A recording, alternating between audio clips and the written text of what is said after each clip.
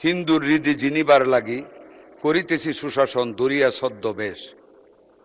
সম্রাট বাবর সকল মানব গোষ্ঠীর জন্যই দরদ দিয়া কাজ করেছেন, তবু তার ভিতরে ব্যতিক্রম ধর্মীভাবে হিন্দুদের জন্য বিশেষভাবে উনি কাজ করতেন এবং হিন্দুদের হৃদয় জয় করার জন্য বিশেষ বিশেষ কার্যক্রম গ্রহণ করতেন।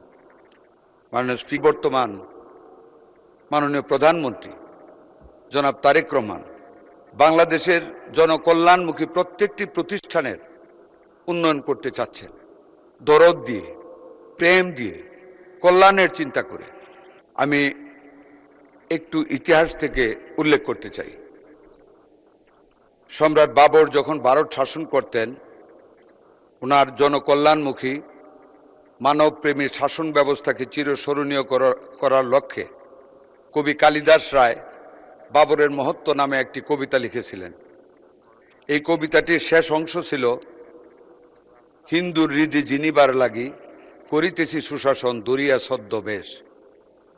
সম্রাট বাবর সকল মানব গোষ্ঠীর জন্যই দরদ দিয়া কাজ করেছেন, তবু তার ভিতরে ব্যতিক্রম ধর্মীভাবে হিন্দুদের জন্য বিশেষভাবে উনি কাজ করতেন এবং হিন্দুদের হৃদয় জয় করার জন্য বিশেষ বিশেষ কার্যক্রম গ্রহণ করতেন।